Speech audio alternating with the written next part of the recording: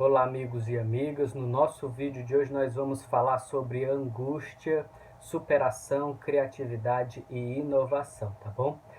No nosso vídeo anterior a gente falou um pouquinho sobre essa questão do sofrimento e no vídeo de hoje nós vamos trazer um pouquinho a ideia de angústia.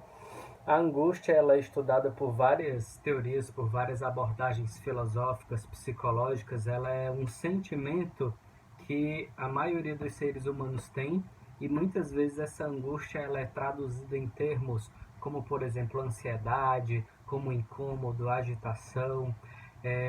Existe uma linha que é o existencialismo, que é uma linha tanto da filosofia como está presente também na psicologia humanista, que vai dizer que nós seres humanos nos sentimos angustiados porque nós temos muitas escolhas, muitas opções.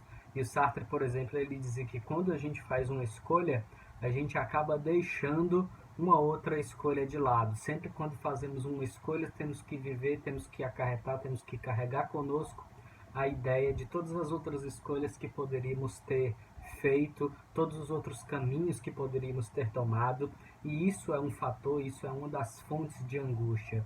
Além de uma angústia que seria como se fosse uma fonte, uma essência, uma dimensão essencial do ser humano. Por outro lado, nós temos na psicanálise, por exemplo, a ideia do Freud de que, num primeiro momento, nós temos traumatismos, e esses traumatismos eles ficam reprimidos ou recalcados na nossa mente inconsciente, na nossa mente mais profunda. E aí, quando de alguma forma algo no nosso ambiente externo, de alguma forma toca nessas memórias, toca nesses acontecimentos dolorosos e traumáticos, essa angústia vem como se fosse uma espécie de sinal que faz com que a gente sinta, conecte, perceba como se aquela memória traumática tivesse vindo à tona, todo aquele afeto, toda aquela dimensão mais profunda daquela memória que é traumática acaba vindo à tona.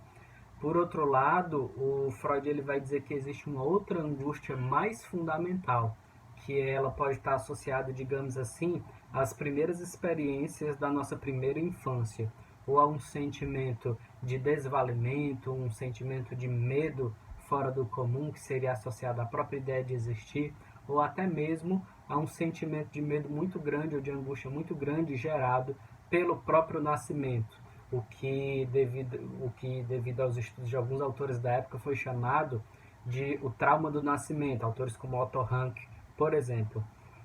Então nós temos angústias ligadas a eventos traumáticos, angústias ligadas a coisas que nos aconteceram e angústia ligada também a o nosso nascimento e ao próprio fato de existir. Angústias ligadas a nossas escolhas, enfim.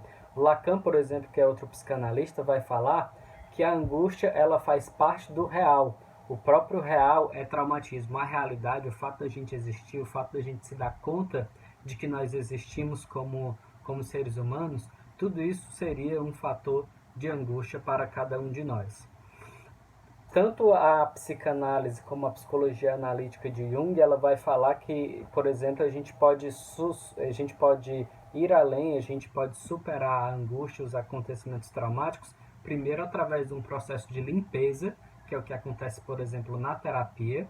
Mas o que é que acontece? Nós devemos ter uma atitude criativa. Essa atitude criativa ela é conquistada quando nós praticamos algum tipo de forma de vivenciar o simbólico, de vivenciar as palavras, isso acontece quando a gente fala na terapia, mas acontece também quando a gente escreve, quando a gente pratica alguma forma de arte, quando a gente toca um instrumento musical, quando a gente faz de alguma forma uma vivência desses simbolismos. Na psicanálise a gente tem a ideia de sublimação, que seria para o Freud um dos destinos da pulsão.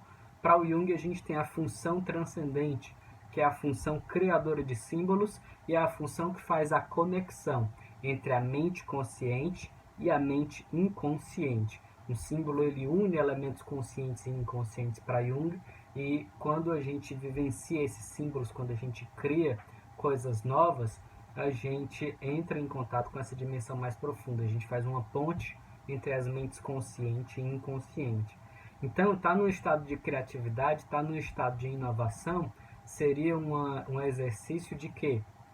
de colocar em função, colocar em atividade essa dimensão do nosso psiquismo, que seria a dimensão criadora de símbolos, que acontece pela função transcendente ou pela sublimação, e que acontece com todo artista num processo de obra de arte, mas pode acontecer, e acontece na verdade com todos nós. Por exemplo, quando nós não temos uma função criadora intencional, o nosso inconsciente ele cria através dos sonhos, através dos xixes, que são erros de linguagem, desvios de linguagem, através dos lapsos, esquecimentos. Tudo isso são formas do nosso inconsciente criar. E também existe aí o sintoma.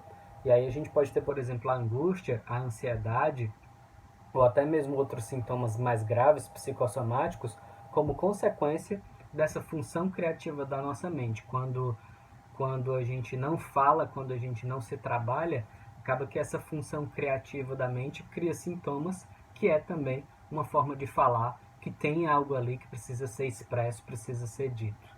Tem uma frase do Lacan, por exemplo, que doenças são palavras não ditas, ou seja, quando a gente não fala, quando a boca cala, o nosso corpo acaba falando através de sintomas. Mas nós podemos falar através de um processo terapêutico e podemos também criar símbolos, criar imagens através de um processo de inovação, de construção, de criatividade, que faça sentido para cada um de nós na nossa busca, na nossa jornada de desenvolvimento. Curta, comente, compartilhe, deixe suas dúvidas e acompanhe nossos próximos vídeos.